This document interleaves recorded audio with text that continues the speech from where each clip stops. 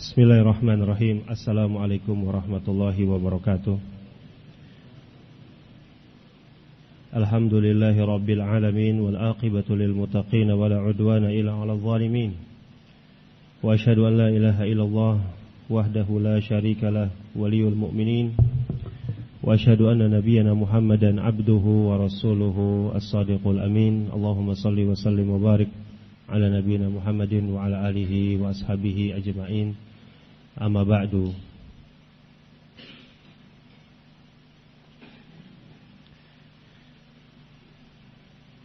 Ma'asyiral ikhwah, ahibati fillah, rahimani wa rahimakumullah. Masih dalam penjelasan hadis Madhi'bani Ja'ian dalam permasalahan penyebutan tentang dua sebab yang bisa merusak agama seseorang. Kita telah masuk ke bagian yang kedua, atau sebab yang kedua, yaitu adalah al-hirsu ala syaraf, ambisi terhadap kedudukan. Dan ambisi terhadap kedudukan ini juga kita telah masuk ke dalam bagian yang kedua pula, yaitu mencari kedudukan, mencari kemuliaan bil umuri diniyah, dengan perkara-perkara agama. Mencari kedudukan, mencari kemuliaan dengan ilmu yang dia miliki, dengan amal yang dia lakukan, dengan zuhud dan sifat-sifat lainnya, yang itu sebenarnya adalah sesuatu perkara yang seharusnya kita mengharapkan balasannya hanya dari Allah. Tetapi dengan amalan-amalan tersebut, dengan ilmu tersebut, seseorang mengharapkan kedudukan darinya. Kemudian beliau menyebutkan beberapa contoh setelah kita menyebutkan permasalahan sebelumnya adalah termasuk mencari kedudukan atau kemuliaan dengan perkara agama adalah seseorang itu bangga atau senang untuk memperbanyak fatwa yang keluar darinya. Kemudian contoh yang berikutnya yang disebutkan oleh al-muallif, berkata Al-Hafidz Ibnu Rajab Al-Hambali rahimahullahu taala, wa min hadzal bab aidan karahatud dukhul 'alal muluk wad dunuwi minhum, wa huwa al-babu alladhi yadkhulu minhu ulama'ud dunya ila naili syarafi war ri'asat fiha. Kata beliau, wa min hadzal bab aidan, juga dalam permasalahan ini, yakni tahdzir, peringatan, mencari kedudukan dan kemuliaan dengan menggunakan perkara-perkara dengan ilmu dan amalan soleh.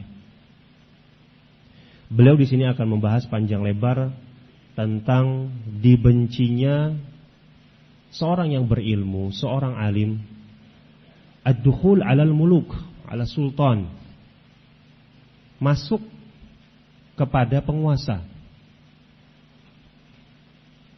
Ini termasuk di antara bentuk penyakit yang melanda ahlul ilm. Kedekatan dia dengan sultan, dengan penguasa. Yang dimaksudkan di sini adalah yang artinya yang dia masuk ke dalam penguasa, yakni kedekatan dia dengan penguasa, dia bergaul dengan penguasa. Kemudian dengan kedekatannya itu membuat dia terhalangi dari melakukan amar ma'ruf dan mencegah nahi mungkar dan mencegah kemungkaran. Seseorang yang sudah biasa bergaul dengan penguasa, ya, dia akan senantiasa berusaha mencari ridhonya untuk mendapatkan manfaat dari penguasa tersebut, ya. Dan yang namanya seorang penguasa, minhumus solihin, minhumus solihun, al-atqiya, ada penguasa yang memang mereka itu orang-orang soleh, orang-orang yang bertakwa.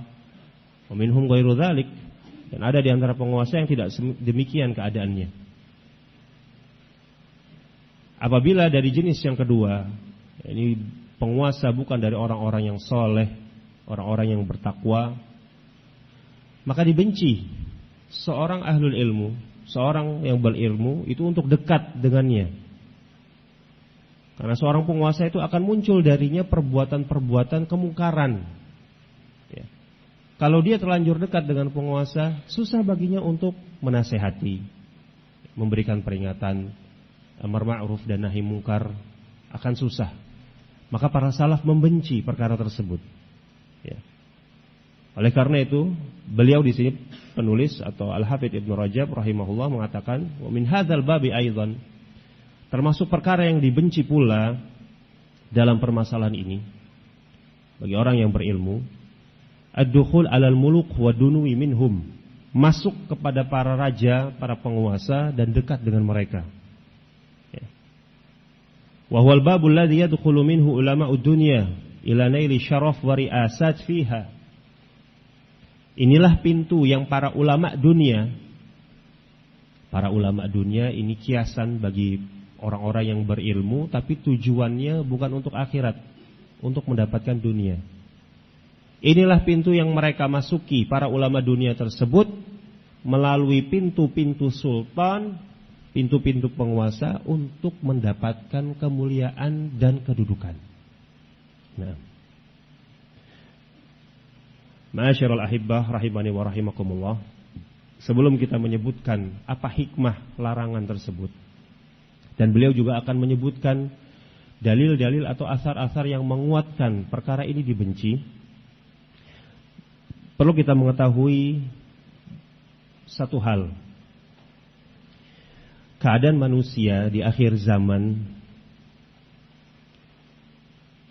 yakni zaman yang kita hidup sekarang padanya, ini penuh dengan fitnah, penuh dengan penyelisihan syariat. Semakin jauh dari zaman nubuwah, maka akan semakin banyak kemungkaran yang kita lihat, yang akan kita dapatkan. Walaupun demikian, akan senantiasa ada golongan yang mereka kokoh berdiri di atas al-haq. Golongan yang mereka hidup mengamalkan al-haq, memperjuangkan al-haq. Mereka itu adalah golongan yang tertolong. At-Taifatul Mansurah. Mereka adalah kelompok yang selamat. Al-Firqatun Najiyah. Wahum ahlu sunnah. Mereka adalah ahlu sunnah. Mereka akan senantiasa membela kebenaran, berusaha mengamalkannya. Walaupun sebenarnya di sebagian tempat dan sebagian waktu ada keadaan yang kebaikan itu lebih mendominasi. Ada di sebagian tempat, sebagian waktu, sebaliknya kejelekan yang mendominasi. Ya. Contoh misalnya kita hidup di ma'had ini, di lingkungan seputar ma'had. Alhamdulillah, semoga Allah menjaganya. Ya. Kita semua berusaha di tempat ini untuk menegakkan syariat, untuk beramal soleh, senantiasa menyeru saudara-saudara kita ke dalam perkara-perkara ma'ruf dan meninggalkan perkara-perkara yang mungkar. Nah, ini suatu kenikmatan. Orang yang baik tinggal di tempat, di lingkungan bi'ah yang baik. Ya.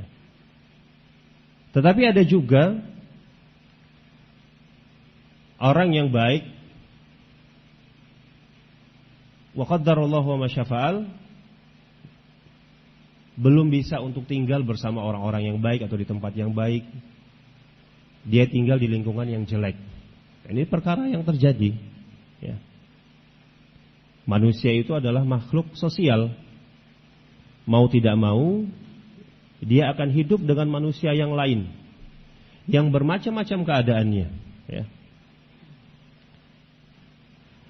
Nah, dalam keadaan seperti ini, ya, apabila seseorang dia berusaha untuk mengamalkan agamanya, menjaga agamanya, ya, di satu sisi dia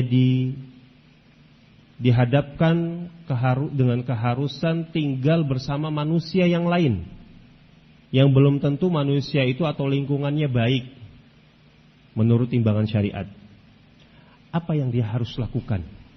Ya. Apakah dia tetap bersabar tinggal di lingkungannya? Bersamaan dengan itu dia tetap mengamalkan kewajiban-kewajibannya, ya.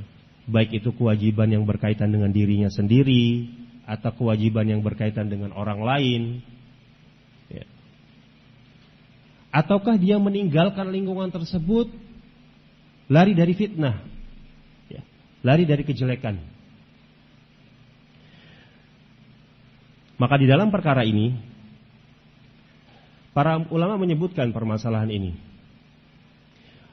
Di dalam masalah ini adalah mas'alatun muwazanah, yakni seseorang itu menimbang, dia melihat mana yang baik bagi dia. Ya. Kalau dia memang adalah orang yang kokoh keimanannya, dia memiliki keinginan yang besar untuk beramal soleh, dan dia menganggap dirinya mampu untuk bersabar tinggal di lingkungan yang tidak baik menurut dia, tetapi disertai dengan itu dia tetap beramar ma'ruf dan nahi mungkar, memberikan nasihat kepada orang-orang di sekitarnya, ini afdal, ini baik. Hadis-hadis atau dalil-dalil yang datang dalam permasalahan ini, ya, apakah seseorang itu tetap tinggal di lingkungannya ataukah dia menjauh dari fitnah, masing-masing permasalahan ini ada dalil yang menunjukkan, ya. Ada dalil yang menunjukkan keutamaan untuk tetap tinggal, ada dalil yang menunjukkan untuk menjauh dari fitnah. Nah, maka seseorang menimbang mana yang baik untuk dia. Di antara dalil hadis Nabi alaihi salatu wasalam yang diriwayatkan oleh Imam Tirmizi, Ahmad dan yang selainnya dari sahabat Abdullah bin Umar radhiyallahu anhuma, adalah Nabi alaihi salatu wasallam, beliau bersabda, al-muslimu idza kana yukhalitun nasa wa yasbir ala adhahum khairun minal muslimil ladzi yukhalitun nasa wa la yasbir ala adhahum. Nabi mengatakan seorang muslim yang tinggal bersama manusia, dia bersabar atas gangguannya, ya, dia tetap memberikan nasihat, mengajak kepada kebaikan, ya, menyeru untuk meninggalkan kemungkaran. Khairun, kata Nabi, ini lebih baik, ya, daripada seorang muslim yang tinggal di tengah-tengah manusia kemudian dia tidak sabar dengan gangguan tersebut. Ini satu sisi dalil yang menyebutkan keutamaan untuk tetap di suatu tempat mengamalkan al-haq serta berdakwah, ya, walaupun bagaimana keadaan tempat tersebut, apakah baik ataukah jelek. Di sisi lain ada hadis Nabi alaihi salatu wassalam yang menunjukkan keutamaan untuk menjauh dari kejelekan, dari fitnah. Hadis Nabi alaihi salatu wassalam yang diriwayatkan oleh Imam Bukhari dari hadis Abi Sa'id Al-Khudri radhiyallahu taala anhu, kata Nabi alaihi salatu wassalam, yushiku an yakuna khairu malil muslimi ghanaman yatsba'u biha syafa'al jibal wa mawaqi'al qatr yafirru bidinihi minal fitan. Hampir saja, yakni akan datang suatu zaman, ya, akhir zaman, yaitu zaman kita sekarang ini. Di zaman itu harta yang paling baik yang dimiliki oleh seorang muslim itu adalah seekor kambing, ya. Bukan rumah, bukan kendaraan, ya, bukan pekerjaan, investasi atau apa yang lain, tetapi harta yang terbaik yang dimiliki seorang muslim adalah seekor kambing. Ya. Yang dia jaga kambing tersebut tinggal di lereng-lereng gunung atau di tempat-tempat turunnya hujan. Dia lari membawa agamanya menjauhi fitnah, kata Nabi alaihi salatu wassalam. Maka ini dua dalil dari dua sisi. Ya. Maka seorang manusia diberi pilihan mana dia yang lebih baik baginya ketika menghadapi keadaan manusia yang mungkin itu tidak bagus kondisinya. Fitnah, penyelisihan syariat. Apakah dia diam di tempat tersebut, dia memberikan nasihat, ataukah dia menjauh? Maka masalah ini sebagaimana yang dikatakan oleh para ulama, ini masalah muwazanah, artinya menimbang mana yang mampu dia lakukan. Kalau dia mampu untuk memberikan ta'thir, pengaruh, dia mampu berdakwah, dia mampu mencontohkan perkara yang baik, mengajak manusia kembali ke jalan Allah, meninggalkan kemungkaran, itu afdal, itu lebih baik. Kalau dia mampu memberikan ta'thir, pengaruh. Tetapi kalau kebalikannya, ya ta'athar, kalau dia justru akan terpengaruh, ya. Susah matanya untuk menutup, susah telinganya untuk mendengar. Yang dia lihat senantiasa kejelekan, yang dia dengar kejelekan. Dia takut hatinya terpengaruh. Orang yang seperti ini lebih baik baginya untuk menghindar. Nah, wa ghalibun nas, keumuman manusia itu yata'atsarun wala yu'atsirun. Iya kan? Keumuman manusia justru mereka itu mudah terpengaruh. Jarang manusia itu bisa memberikan pengaruh kepada lingkungan sekitarnya illa ma rahima rabbuh, kecuali yang dirahmati oleh Rabb-nya. Demikian. Nah, kenapa permasalahan ini kita sebutkan? Artinya dua permasalahan yang kita sebutkan ini, apakah dia diam atau dia pergi menjauh. Nah, inilah permasalahan yang disebutkan para ulama, sama seperti kedudukan seorang alim terhadap sultan, terhadap penguasa. Apakah dia mendekat dengan penguasa tersebut? Dia hidup dengan penguasa tersebut, dia memberikan nasihat-nasihat, arahan, taujih, memerintahkan kepada ma'ruf, mengingatkan dari perkara-perkara mungkar, ya. Apakah seorang alim menjauh dari sultan, dari penguasa, ya, karena takut terfitnah? Beliau akan menyebutkan nanti dalil-dalilnya. Nah, permasalahannya sama. Seorang itu menimbang. Kalau dia mampu untuk memberikan nasihat, maka dia memberikan nasihat. Tapi kalau dia tidak mampu untuk memberikan nasihat kepada penguasa, maka hendaklah dia menjauh dari penguasa tersebut. Demikian.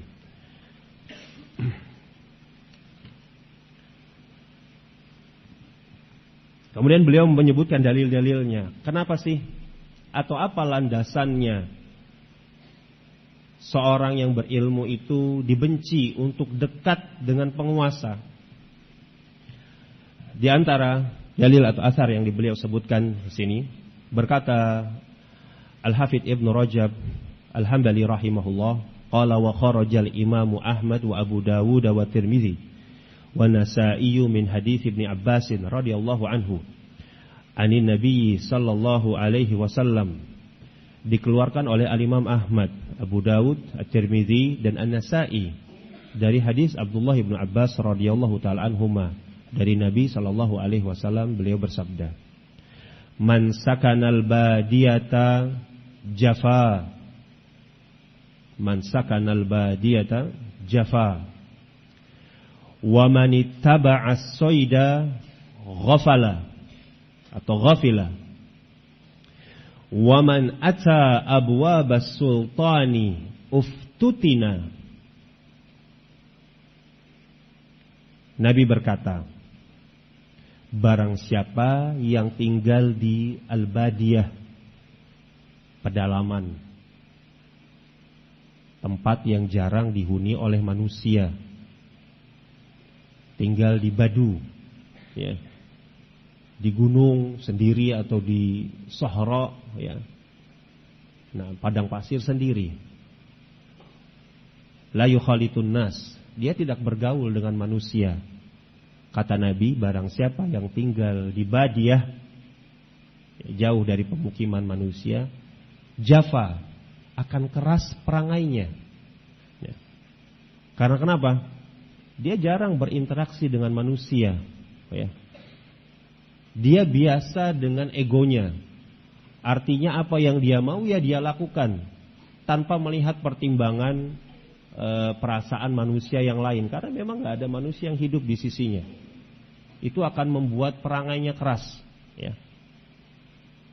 Karena yang namanya akhlak manusia, kelembutan manusia, itu bisa diambil atau diperoleh dengan terbiasa mukhalatah wal muasyarah, hidup berdampingan dengan manusia yang lain, ya. Dia bisa memiliki akhlak yang baik apabila dia bergaul dengan orang-orang yang merupakan qudwah hasanah, ya. Dia melihat ada orang yang bagus perangainya, dia lihat, dia contoh dalam sikapnya, terlatih perangainya baik. Tidak semua keinginannya dia lakukan, karena dia bisa menimbang, kalau saya lakukan ini mungkin bisa menyakiti saudara saya. Berbeda orang yang tinggal di badiah, ya semau-maunya, dia mau apa ya dia lakukan. Orang yang tinggal di badiah, kata Nabi, akan keras perangainya. Wa man ittaba'a as-sayda ghafila, dan orang yang mengikuti buruan, hewan buruan, dia akan lalai. Nah, ini mungkin orang yang sering berburu tahu, ya. Ketika dia berburu, ya kan, dia akan perhatikan itu hewan buruannya.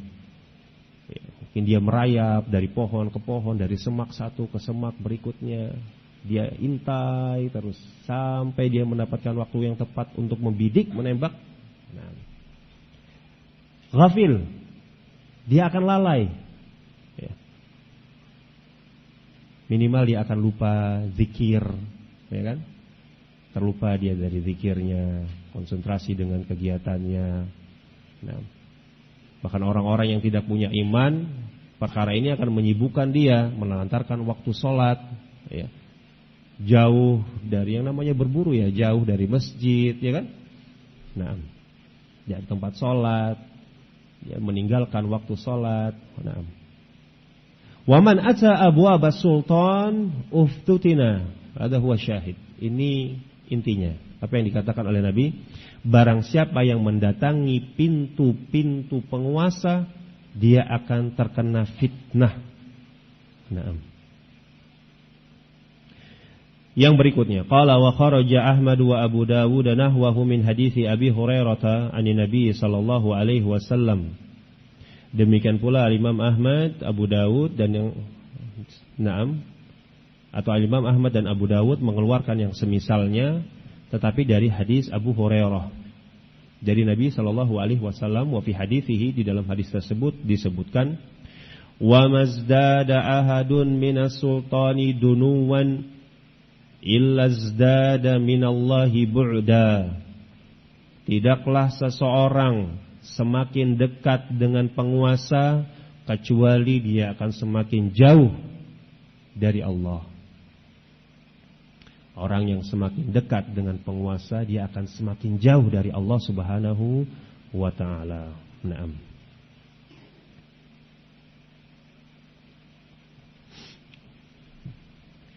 Qala wa kharaja Ibnu Majah min hadits Ibnu Abbas radhiyallahu anhuma 'anil Nabi sallallahu alaihi wasallam qala. Dalil yang berikutnya, riwayat Ibnu Majah dari hadis Abdullah Ibnu Abbas, adalah Nabi alaihi salatu wasallam bersabda. Nah, kalau dalil yang sebutkan tadi, dua hadis tadi, ini hadis yang sahih, ya. Rijaluhu rijalus sahih. Naam.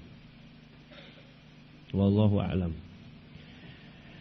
Nabi bersabda, inna unasan min ummati sayatafaqqahuna fid dini wa yaqra'una al-Qur'an wa yaquluna na'til umara fanusibu min dunyahum wa na'taziluhum bidinina wala yakunu dzalik kama la yujtana minal qattadi illa syauka kadzalika la yujtana min qurbihim illa al khataya.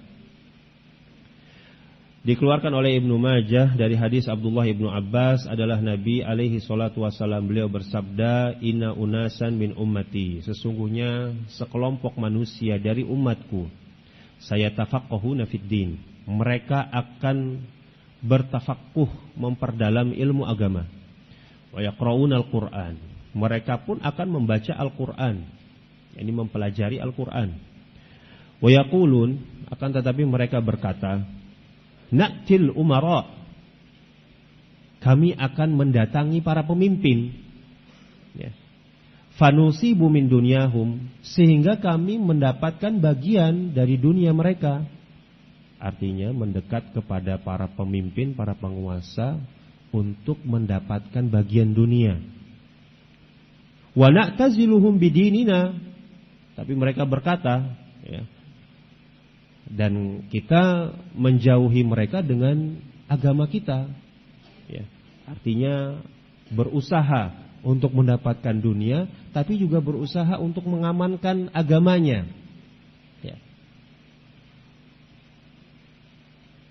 Untuk mencari manfaat, istilahnya dekat dengan penguasa, tapi dia berusaha katanya tetap menjaga agamanya. Nabi SAW mengatakan, wala yakunu dzalik, itu enggak akan terjadi, itu enggak akan mungkin, ya. Kama la yujtana minal qattadi ila syauka, sebagaimana al-qattad, yakni tumbuhan, ya, tumbuhan yang punya banyak durinya seperti jarum. Nah, jamak dari qattadah, tanaman qattad tidaklah dihasilkan dari tanaman tersebut kecuali duri. Kadzalika la yujtana min qurbihim ilal khataya, demikian pula tidaklah dihasilkan dari dekat dengan mereka para sultan kecuali al-khataya, kesalahan. Nah, tetapi hadis ini adalah hadis yang lemah, di dalamnya ada perawi yang majhul. Wallahu a'lam. Hadis yang berikutnya, qala wa kharrajahu at-Tabrani. Hadis ini juga dikeluarkan oleh Tabrani. Ini penguat, ya. Hadis yang semakna. Wa lafdhuhu, akan tetapi lafadznya, inna unasan min ummati yaqra'una al-Qur'an wa yata'ammaquna fid din. Ada sekelompok manusia dari umatku, mereka akan membaca Al-Quran dan memperdalam ilmu agama. Ya'tihim syaitanu yaqul, mereka didatangi oleh syaitan mengatakan, lau ataitumul muluka fa'asabtum min dunyahum wa'tazaltum hum wa'tazaltumuhum bidinikum.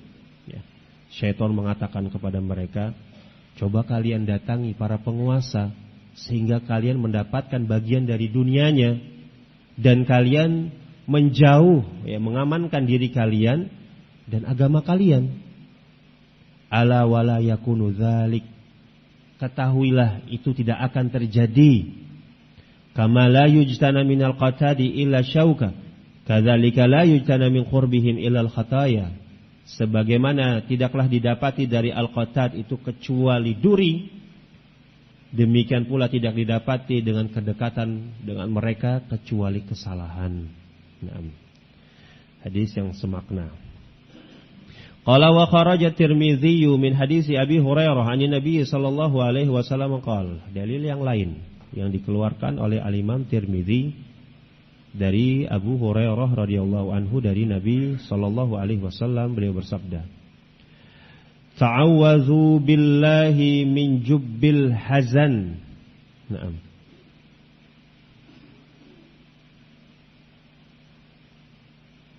Mintalah kepada Allah perlindungan dari jubbul hazan. Qalu wa ma jubbul hazan? Para sahabat bertanya, apa itu jubbu al-hazan? Nabi mengatakan, qala wadin fi jahannam tata'awadzu minhu jahannamu kulla yaumin mi'ata marrah. Jubbul Hazan itu adalah sebuah lembah di neraka jahanam. Yang jahanam sendiri itu meminta perlindungan kepada Allah darinya setiap hari 100 kali. Jadi itu nama sebuah lembah di jahanam, yang jahanam itu sendiri minta perlindungan darinya setiap hari 100 kali. Qila ya Rasulullah, man yadkhuluhu? Maka ditanya Nabi alaihi salatu wasalam, siapa yang akan memasukinya? Qala al-qurra'u al-mura'una bi'amalihim. Yang akan memasukinya adalah para pembaca-pembaca Al-Quran. Ini orang-orang yang berilmu. Akan tetapi mereka itu riya. Mereka memperlihatkan amalan-amalannya. Nah, ya. Ini ancaman yang sifatnya umum, ya, kepada para qurra, yakni kepada orang-orang yang berilmu, yang membaca Al-Quran, yang mereka itu riya, menampakkan amalannya, baik itu kepada manusia ataupun kepada sultan. Nah, di sini sisi pendalilannya. Qala wa kharaja Ibnu Majah nahwahu wa zada fihi. Ibnu Majah mengeluarkan riwayat yang semisalnya dan beliau menambahkan di sini, wa inna min abghadil qurra'i ila Allah alladzina yazuruna al-umara al-jawarah. Dan para qurra yang paling dibenci oleh Allah Subhanahu wa taala adalah mereka yang mendatangi al-umara, para pemimpin, al-jawarah, para pemimpin yang jahat. Wa yurwa min hadithi Aliin ani Nabi sallallahu alaihi wasallam nahwuh. Dan ini juga diriwayatkan dari Nabi alaihi salatu wasallam dari hadis Ali yang semisalnya. Nah, setelah menyebutkan dalil-dalil ini tentang larangan seorang itu masuk atau mendekat kepada sultan, kemudian beliau menyebutkan hikmahnya. Apa hikmahnya sih? Apa hikmahnya kita itu dilarang mendekat dengan para penguasa? Naam. Beliau mengatakan di sini,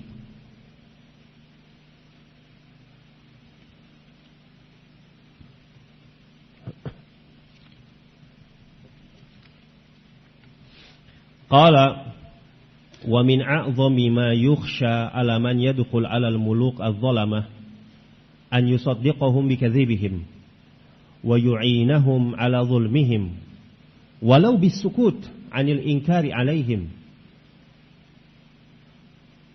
Yang paling ditakutkan, yang paling dikhawatirkan terhadap orang-orang yang dekat dengan para penguasa yang zalim adalah dia akan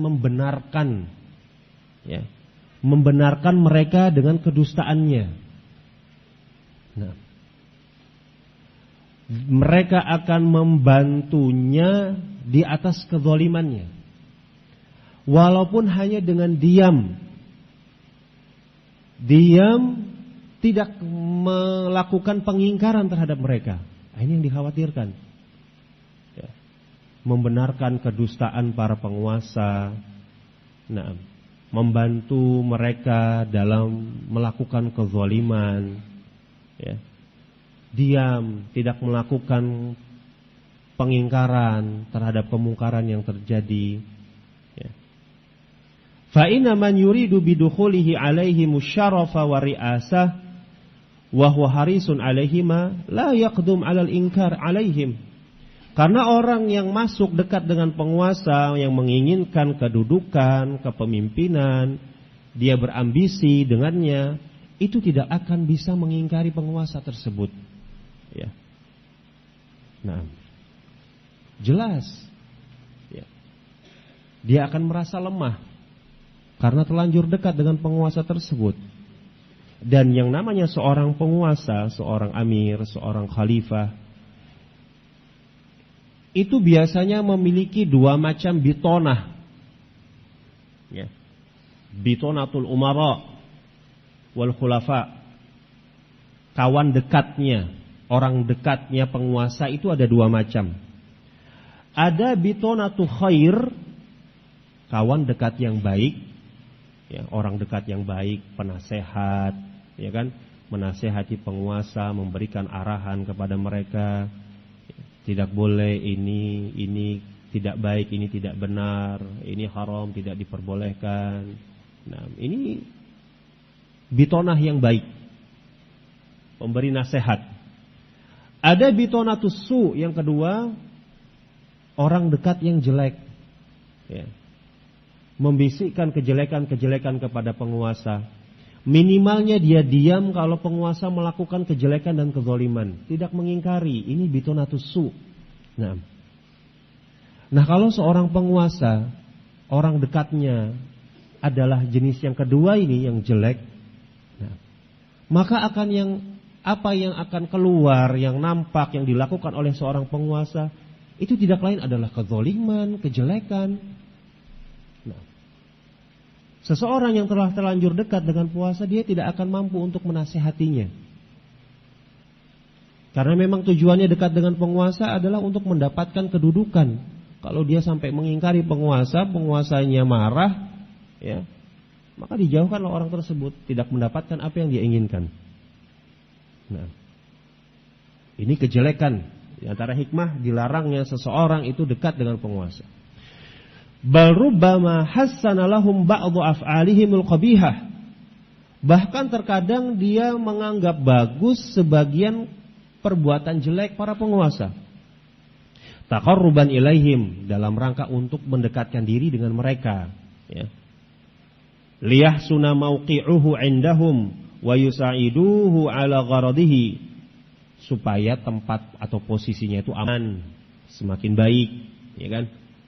Nah, dan para penguasa itu membantu dia untuk mendapatkan tujuannya, ya. Dia bisa mendapatkan kedudukan, kemuliaan. Nah, ini di antara hikmah dibencinya seseorang dekat dengan penguasa. Kemudian beliau menyebutkan dalil-dalil yang menguatkan hikmah ini, penyebutan hikmah ini. Qala wa kharajal Imam Ahmad wa Tirmidzi wa Nasa'i wa Ibnu Hibban fi sahihih min hadits Ka'b bin Ujrah 'an Nabi sallallahu alaihi wasallam. Dikeluarkan oleh Imam Ahmad, At-Tirmidzi, An-Nasa'i, Ibnu Hibban di dalam sahihnya dari hadis Ka'b bin Ujrah dari Nabi sallallahu alaihi wasallam. Nabi bersabda, "Sayakunu ba'di umara'u faman dakhala 'alaihim fasaddaqahum bikadzibihim wa a'anahum 'ala zulmihim falaysa minni walastu minhu wa laysa biwaridin 'alayya al-hawdha." Akan datang setelahku para pemimpin, barang siapa yang dekat dengan mereka, membenarkan kedustaan mereka, membantu mereka di atas kezaliman, maka dia bukan dariku dan aku bukan darinya. Dia tidak akan mendatangi telagaku, dia tidak akan bersamaku di telaga, telaga Nabi nanti di akhirat. Wa man dakhala 'alaihim wa lam yu'inhum 'ala zulmihim wa lam yusaddiqhum bikadzibihim fahuwa minni wa ana minhu. Dan barang siapa yang masuk kepada penguasa, tidak menolong mereka di atas kezalimannya, tidak membenarkan kedustaan mereka, maka dia adalah dariku dan aku darinya. Dia adalah bagian dariku dan aku bagian darinya. Wa waridun alayyal haud, dan dia akan bersamaku di telaga. Naam. Wa kharaja al-Imam Ahmad ma'na hadzal hadis min hadis Hudzaifah wa Ibnu Umar wa Khabbab ibn al-Aras wa Abi Sa'id al-Khudri wa Nu'man ibn Bashir. Naam. Hadis yang kita sebutkan pertama tadi, di situ ada kelemahan, akan tetapi punya syawahid, punya penguat, juga dikeluarkan oleh Imam Ahmad semakna dengan hadis ini dari hadis Hudzaifah, hadis Ibnu Umar, hadis Khabbab, hadis Abi Sa'id, hadis Nu'man ibn Bashir. Ini penguat hadis tersebut. Nah, wallahu a'lam. Nah, di sini mungkin ada permasalahan. Bagaimana dengan orang yang ingin masuk kepada penguasa dengan tujuan amar ma'ruf dan nahi mungkar?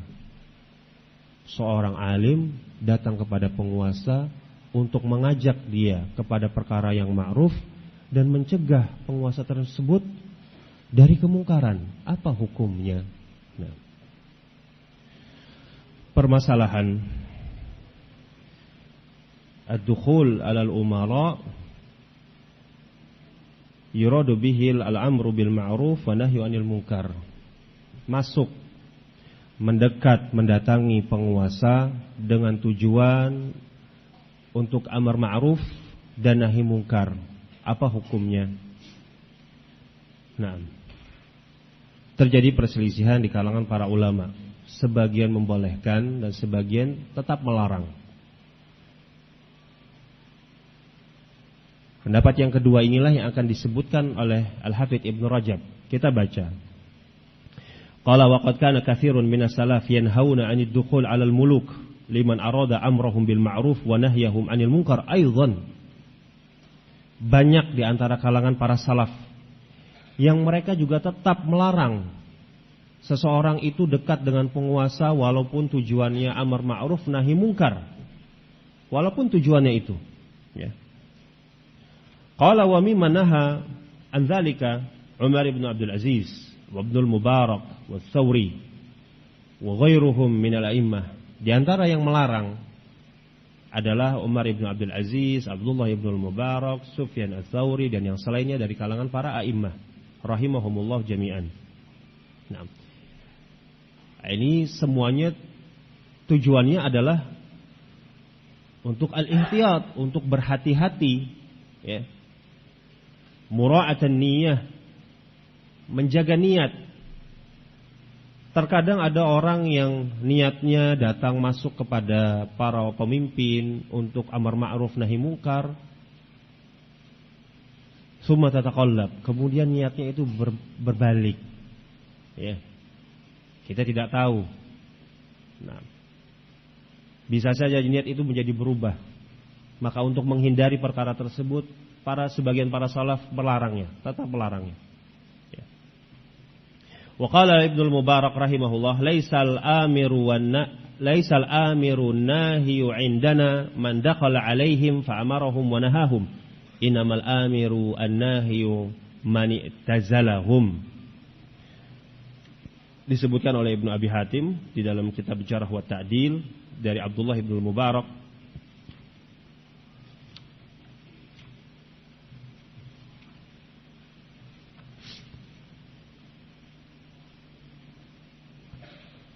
Beliau berkata, bukanlah menurut kami yang dikatakan orang yang memerintah dari perkara yang ma'ruf dan melarang dari perkara yang mungkar itu adalah orang yang mendatangi para pemimpin dan memerintah mereka dan melarang mereka. Akan tetapi orang yang memerintah terhadap perkara ma'ruf dan melarang dari perkara mungkar adalah orang-orang yang menjauhi mereka. Nah, ya.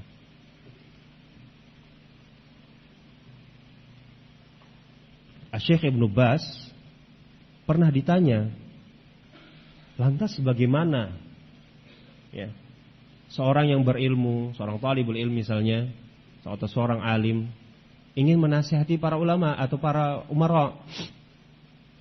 Beliau ditanya, mal amalul ladzi tabarra'a bihi dhimmatu talibul ilm alladzi la yastati'ul wusul ila al-umara wal wuzara was salatin. Lantas apa yang dilakukan oleh seorang penuntut ilmu untuk menggugurkan tanggung jawabnya, ya, agar dia tidak berdosa, maksudnya yang dia tidak mampu untuk mendatangi para pemimpin, para perdana menteri atau para penguasa. Bagaimana caranya? Syekh Ibnu Baz mengatakan qala yaktub, dia menulis, ya. Dia menulis. Maka dikatakan kepada Syekh, qad la yasilul kitab, terkadang tulisan itu enggak sampai, wahai Syekh. Enggak sampai kepada para penguasa. Qala yuballighu man yasilu ilaihim wa bidzalika tabarra'a zimmatuh. Maka dia menyampaikan kepada orang yang bisa menyampaikannya. Ini dia mencari perantara.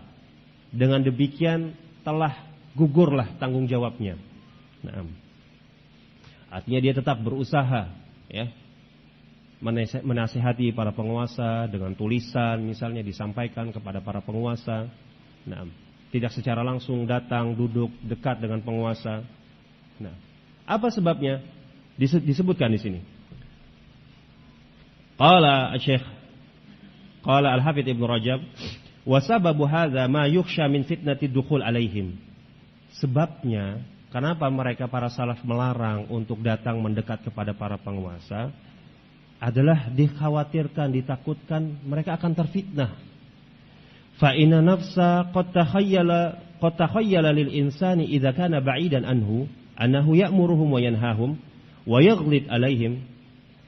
Dikhawatirkan fitnah karena yang namanya jiwa itu terkadang manusia itu dia berhayal, yakni dia memikirkan, ya, apabila dia jauh, ketika dia jauh dengan seorang sultan penguasa, dia membayangkan dirinya dia bisa masuk, ya, masuk ke penguasa, menasehatinya, ya, melarangnya dari perkara yang mungkar, dia bisa tegas. Itu yang dia pikirkan, yang dia khayalkan. Ya. Fa idza syahadahum qariban malati nafsu ilaihim. Tapi kalau ketika dia dekat, ya, dia lihat penguasa tersebut, nah, hati jiwa itu akan timbul kecondongan kepada penguasa tersebut. Ya, ketika melihat penguasa, ya, mungkin berubah sifatnya atau sikapnya. Ya, mungkin jadi ciut duluan, jadi takut, atau muncul sifat atau perasaan iba terhadap penguasa tersebut. Ini fitnah, ya. Niatnya bisa berubah. Li'anna mahabbata syaraf kaminatun fi nafsi lahu wa nafsu tuhasinu lahu dzalika wa mudahanatahum wa mulatafatahum. Karena kecintaan terhadap, ambisi terhadap kemuliaan itu tersimpan di dalam dirinya, ya. Dirinya itu menganggap baik, menganggap bagus kedudukan tersebut, ya. Sehingga dia bermudahanah, berlemah lembut dengan penguasa tersebut. Yang dimaksudkan mudahanah di sini adalah seseorang itu meninggalkan agamanya, yakni meninggalkan kecemburuan terhadap agama, kemudian dia meninggalkan amar ma'ruf, meninggalkan nahi mungkar, supaya mendapatkan maslahat duniawi. Al-Qurtubi sebagaimana yang dinukilkan oleh Ibnu Hajar di dalam Fathul Bari, al-mudahanah itu maksudnya tarkuddin li solahid dunya, meninggalkan agama untuk maslahat duniawi. Ya. Ketika dia masuk kepada penguasa, nggak bisa dia nasihati penguasa tersebut. Ya. Berubah niatnya. Ya. Akhirnya dia bermudahanah. Dia mengorbankan agamanya untuk dunianya. Nah. Ini diantara hikmah sebab dilarangnya masuk atau dekat dengan penguasa. Qala wa rubbama mala ilaihim wa ahabbahum. Terkadang bahkan dia akan mendapatkan kecondongan dalam dirinya kepada para penguasa. Dia menjadi cinta terhadap penguasa. Wala siyama illa tafuhu wa akramuhu. Lebih lagi kalau penguasa tersebut bersikap lembut kepada dia, memuliakan dia, masya Allah, ya, disambut, ya kan, datangannya dijamu. Wa qabila dzalika minhum. Naam, sehingga dia menerima dari penguasa tersebut, ya. Qala wa qad jara dzalika li Ibnu Tawus ma'a ba'dil umara bi hadrati abihi Tawus. Fawabbakhahu Tawus ala fi'lihi dzalik. Beliau menyebutkan ada suatu kejadian. Ini terjadi. Anak dari Tawus, anak beliau, ya. Abdullah bin Tawus Ibnu Kaisan masuk dekat, mendekati, mendatangi sebagian para pemimpin dalam keadaan abinya, yakni Tawus, hadir di sisinya. Nah, maka Tawus mencela anaknya tersebut dari perbuatannya, ya. Artinya tidak setuju dengan perbuatan anaknya dekat dengan penguasa. Qala wa kataba Sufyan ats-Tsauri ila Abbad ibn Abbad rahimahullah wa kana fi kitabihi iyyaka wal umara an tadnu minhum aw tukhalituhum fi syai'in minal asya'. Di antara tulisan Sufyan ats-Tsauri kepada beliau menulis, hati-hati engkau terhadap para pemimpin, engkau dekat dengan mereka, engkau bergaul dengan mereka. Wa iyyaka an tukhda'a, dan hati-hati engkau itu tertipu. Wa yuqalu laka la tushaffa wa tudra'u an madlumin aw turaddu madlamatun fa inna dzalika khadi'atu iblis. Nah, hati-hati kamu terfitnah, tertipu. Dikatakan kepadamu engkau akan diberikan syafaat, engkau akan dijauhkan dan dihindarkan dari kezaliman, yakni iming-iming dari penguasa. Ini adalah tipu daya iblis. Wa inna mattakhadha fujarul qurra sullama. Hanya saja dekat dengan penguasa, masuk penguasa, ini adalah jembatan yang dijadikan oleh fujarul qurra, para pembaca-pembaca Al-Quran, orang-orang yang berilmu, yang mereka ini fajir, yang jahat. Naam. Sekali lagi permasalahan ini adalah masalah muwazanah, artinya menimbang. Ya, sebagaimana yang kita sebutkan di awal, seseorang melihat, ya, mana maslahatnya.